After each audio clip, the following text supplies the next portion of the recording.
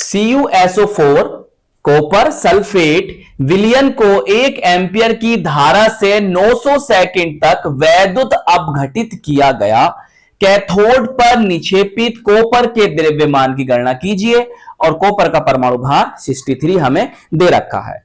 अब प्यारे बच्चों, इस तरह के न्यूमेरिकल हम आपको पहले भी करा चुके हैं। अब इस तरह के न्यूमेरिकल को हम कैसे सोल्व करते हैं उसे समझेंगे बहुत ध्यान से।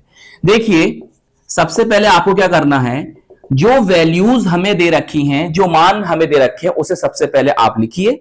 यह न्यूमेरिकल करने का सबसे बेस्ट तरीका होता है। अब प्यारे बच्चों, हमें दे रखा है उतने कितना एम्पियर, धारा आई बराबर कितना 1 एम्पियर। सही है, एम्पियर के लिए ए लिख लो, चाहे एएमपी लिख लो, चाहे हिंदी में लिख लो एम्पियर, आपकी मर्जी है। और हमें टाइम दे रखा है, समय दे रखा कितना 900 सेकंड का। तो यहां पर t इज इक्वल टू हमारे पास आ गया 900 सेकंड। सही, सेकंड के लिए एस भी लिख सकते हो या SEC शॉर्ट में लिख सकते हो सेकंड, या हिंदी में भी सेकंड लिख सकते हो, आपकी मर्जी है। हमें करना क्या है, हमें कैथोड पर निक्षेपित कॉपर के द्रव्यमान की गणना करनी है। तो हमें यहां से W को ज्ञात करना है।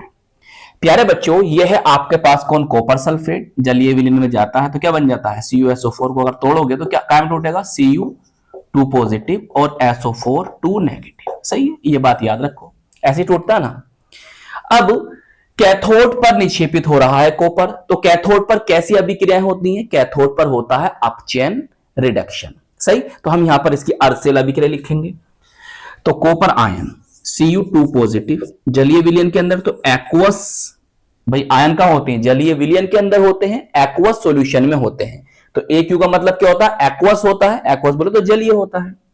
अब यहां पर होगा अपचयन, और अपचयन में क्या होता है, इलेक्ट्रॉन ग्रहण किए जाते हैं। तो ये कितने आवेश है, 2 आवेश है, तो 2 इलेक्ट्रॉन ग्रहण करेगा और ये बन जाएगा कॉपर, और हमें इसका द्रव्यमान बताना है। अब प्यारे बच्चों, ब्लैक पेन से आप लिखेंगे फॉर्मूला, हम सूत्र लिखेंगे, बोले तो फॉर्मूला लिखेंगे। फॉर्मूला क्या होता है, बहुत ध्यान से समझना है इसका। W जो कि द्रव्यमान हमें ज्ञात करना है, तुल्यांकी भार E, और ये होता है फैराडे नेतांक 96,500, और ये है क्या है प्यारे बच्चों, Q बोले तो आवेश है। सही, अब देखो प्यारे बच्चों, एक बात जरा ध्यान से समझो। हम क्या जानते हैं, मैं यहां लिख देता हूं ब्रैकेट में, हम ये जानते हैं कि जो आवेश होता है वो धारा और समय के गुणनफल के बराबर होता है।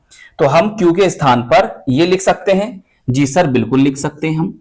तो Q इज इक्वल टू, ये सिर्फ मैंने आपको समझाया, सही, इसे लिखना मत, इसे मत लिखना, इसे मत लिखना। सही, मैं काट रहा हूं। E इज इक्वल अपॉन 96,500, और देखो यहां पे लिख सकते हैं हम I इंटू टी। तो ये हमारा फाइनल फॉर्मूला बन गया।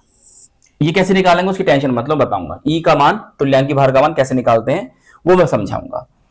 प्यारे बच्चों, मुझे ये बताइए तुल्यांकी भार कैसे निकालते हैं। कॉपर का परमाणु भार कितना है सर, 63 है, लिख दो जरा, 63 है। और कॉपर पर आवेश कितने हैं सर, प्लस के 2 हैं, तो बस इसके बटे कर दो।